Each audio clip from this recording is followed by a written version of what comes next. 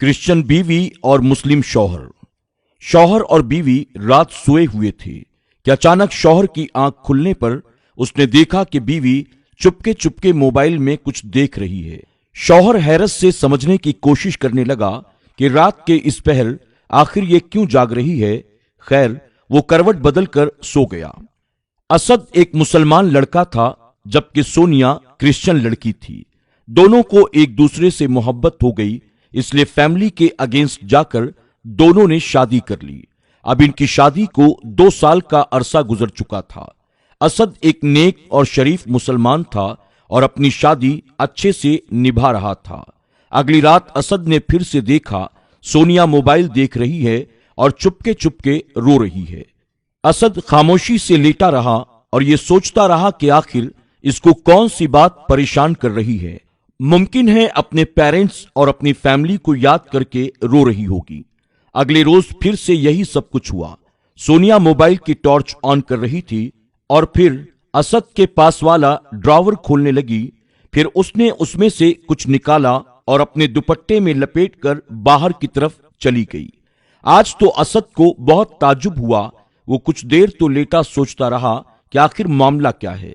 सोनिया अजीबोगरीब हरकतें आखिर क्यों कर रही है। इतने में सोनिया के धीरे धीरे बोलने की कुछ आवाजें बाहर से आने लगीं। अब असद तजस्सुस के मारे बिस्तर से उठा और आवाज का ताकुब करने लगा।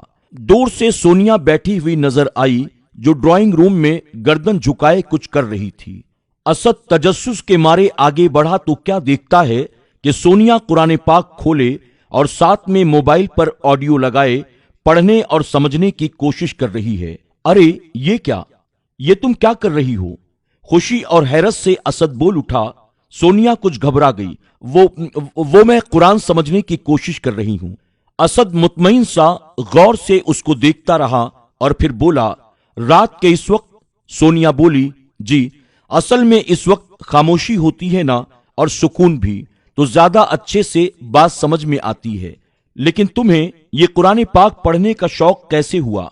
इस पर सोनिया बोली, जब से मैं आप जैसे अच्छे इंसान से मिली हूं और फिर शादी के बाद जब मैंने आपका अच्छा इखलाक और अच्छा रवैया अपने साथ देखा, तब से मैंने सोचा इतने अच्छे इंसान का दीन भी यकीनन बहुत अच्छा होगा। मुझे आपके दीन के बारे में जानना चाहिए और खुद से समझना चाहिए ताकि मैं भी आपकी तरह बन सकूं। असद खुशी से मुस्कुरा रहा था। अच्छा, तो इसीलिए आप दुपट्टे में लपेटकर दराज से कुरान पाक ले जा रही थी। लेकिन सोनिया, मुझे यह समझ में नहीं आया कि आप आखिर रोती क्यों रहती हैं। असद के इस सवाल को सुनते ही सोनिया रो पड़ी और बोली, वो इसलिए कि इतनी उम्र गुजार दी मैंने इस खूबसूरत दीन के बगैर। क्या ही बेहतरीन है कुरान पाक, सच्चा और हक वाला। बहुत देर से ये बात मुझे समझ में आई। असद, मैं चाहती हूं कि हमारे बच्चे भी आपके दीन की राह पर चलें ताकि वो भी आपकी तरह अच्छे इंसान बन सकें। असद आसमान की तरफ नजर उठाकर अपने रब का शुक्र अदा करने लगा।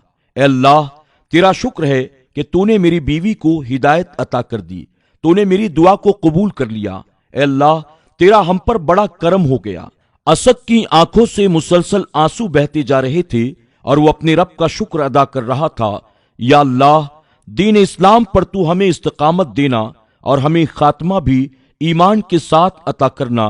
फिर वो खुशी खुशी सोनिया की मदद करने लगा, उसको कुरान पढ़ाने और समझाने लगा। सोनिया गौर से समझने की कोशिश करने लगी और इस तरह से एक बोझ जो दोनों के दिलों पर था वो हमेशा के लिए दूर हो गया। यकीनन मेरी फैमिली को भी अब कोई ऐतराज नहीं होगा मेरी शादी से, वो ये सोचने लगा और दिल ही दिल में मुस्कुराने लगा। सुभान अल्लाह। दोस्तों, उम्मीद करते हैं कि आज की हमारी ये वीडियो आपको जरूर पसंद आई होगी। इस खूबसूरत कहानी के बारे में आपकी क्या राय है, कमेंट बॉक्स में जाकर जरूर कमेंट करें। آپ کے کمنٹس کے ذریعے ہماری حوصلہ افزائی ہوتی ہے اور اس طرح کے ویڈیوز بنانے کا ہمارے اندر مزید جذبہ پیدا ہوتا ہے۔ آپ کو اگر آج کی یہ کہانی پسند آئی ہو تو اسے لائک کرنے کے ساتھ ساتھ اپنے دوست احباب میں ضرور شیئر کریں۔ آج کی ویڈیو میں بس اتنا ہی۔ زندگی رہی تو بہت جلد ایک اور نئی کہانی کے ساتھ آپ کی خدمت میں حاضر ہوں گے۔ تب تک کے لیے ہماری پوری ٹیم کو اجازت دیں۔ اپنا اور اپنوں کا خوب خیال رکھیں۔ اللہ سب کو اپنا حفظ و امان عطا فرمائے۔ اللہ حافظ۔